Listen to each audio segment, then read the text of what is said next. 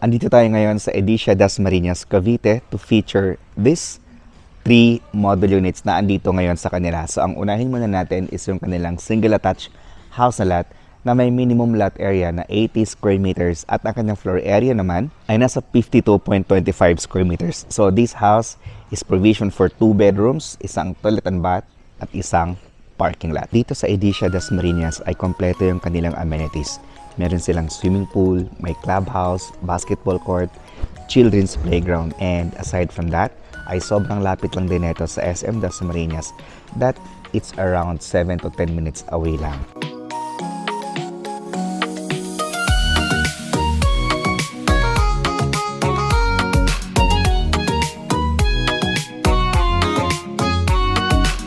So ngayon ay papasukin natin yung kanilang Thalia model unit na merong minimum lot area na 80 square meters at ang kanyang floor area naman ay 52 square meters. So this area is your parking lots. Maganda yung design niya, no? Ayan, modern design. Then, dito sa front ay meron tayong space para sa inyong landscape area. Nasa mga 2 meters po yan. So may space tayo on our front. May space tayo dito sa inyong gilid. Yung space natin ay nasa 3 meters frontage, no? For parking lot. Nakasyang-kasya naman dyan yung van, SUV, or sedan. Tapos hanggang dito pa yan.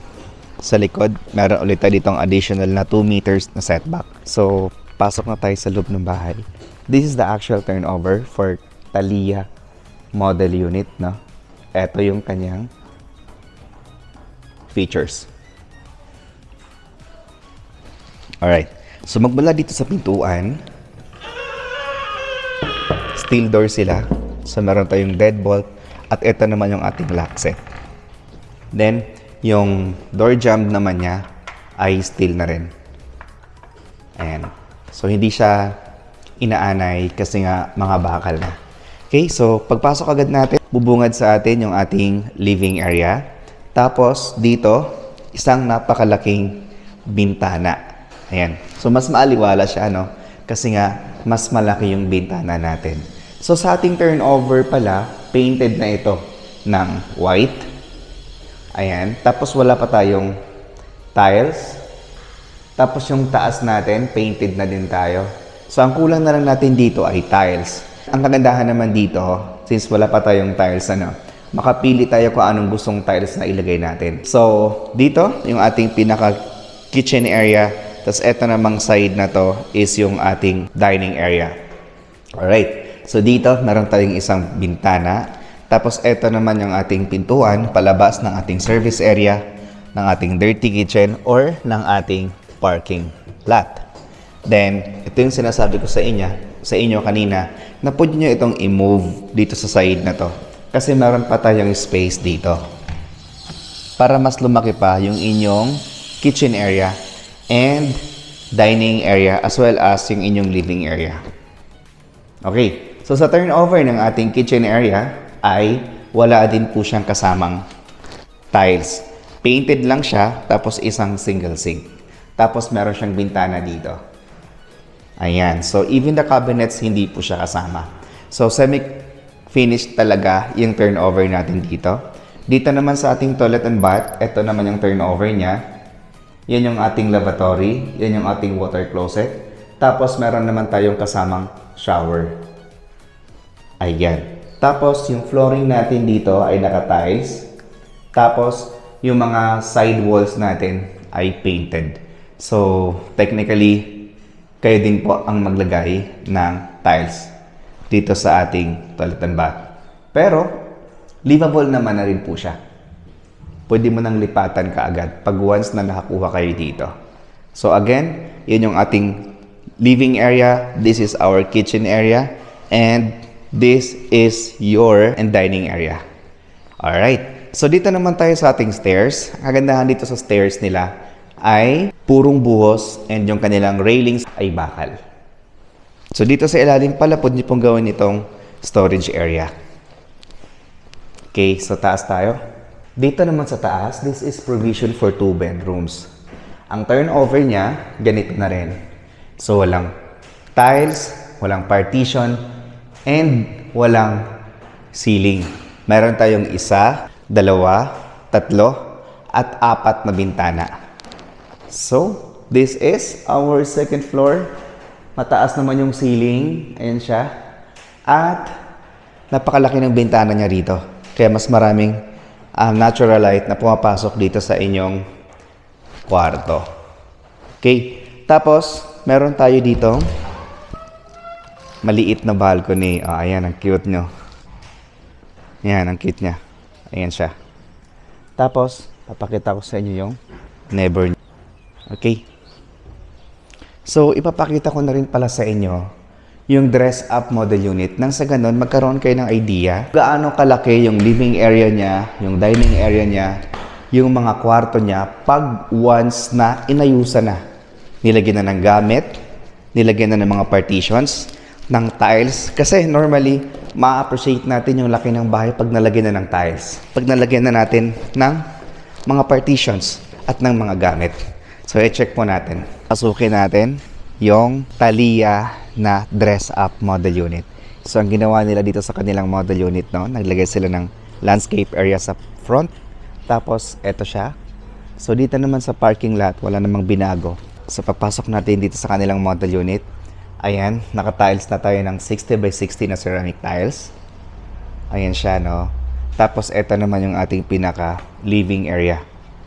Okay, so sa kanilang living area, pag nilagyan na po siya ng upuan, yan po yung mangyayari. So, dito naman sa side na to is yung kanilang kitchen and dining area.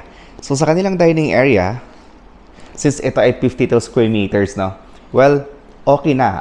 I mean, sa nagsisimula pa lang na pamilya, really ideal for you guys. Isang single attached house ang lot na merong lot area na 80 square meters, tapos ganito yung floor area. Well, so may anak na 2 hanggang 3, well, this is really enough for you. Okay, so dito naglagay sila ng 4-seaters na dining table, and dito naman yung kanilang kitchen area. Ayan siya, no? So naglagay sila ng isang malaking ref. Eto siya. Tapos naglagay na siya ng mga built-in cabinets. Tapos, ayun. Yan. Maganda, malaki. Ayun siya. Ang cute niya, no? Tapos, dito naman sa kanilang CR, ayan na siya. So, gray kasi yung kanilang tiles. Ang ginawa, ginray na siya lahat. Ayan. Tapos, meron siyang accent dito. Gray siya na mas dark. Okay? So, dito naman sa kanilang ilalim hagdanan, naglagay dito ng table, maaring computer table, dito, or study area para sa inyong anak na nag-aaral. So, again, yun yung ating living area. Ito naman yung ating dining area. And ito naman yung ating kitchen area. So, next, ang sisilipin natin is yung kanilang kwarto sa taas. Kung gaano nga ba kalaki pag once na pinartition. At anong partition ang gagawin sa kanilang model unit. So, eto na. Etong bintana na to, ang purpose pala nito ay para mabigyan ng ilaw itong side ng kanilang hallway. So, ayan po.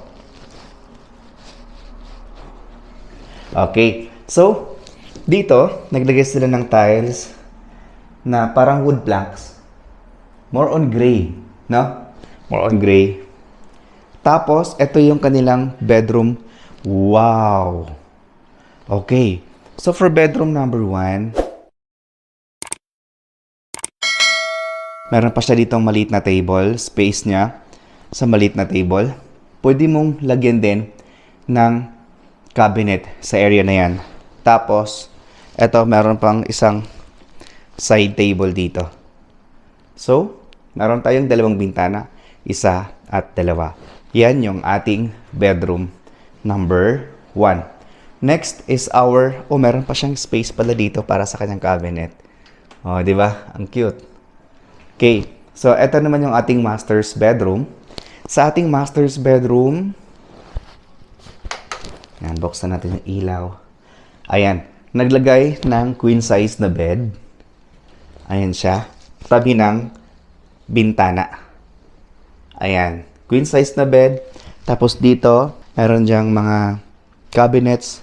Tapos, Dito naman sa area na to, andito naman yung space natin para sa ating closet or built-in cabinet. Tapos, meron siyang access sa punta dito sa terrace, yung master's bedroom. Yung price at ibang details ay ilalagay ko na rin dito sa screen. Thank you so much for watching and God bless.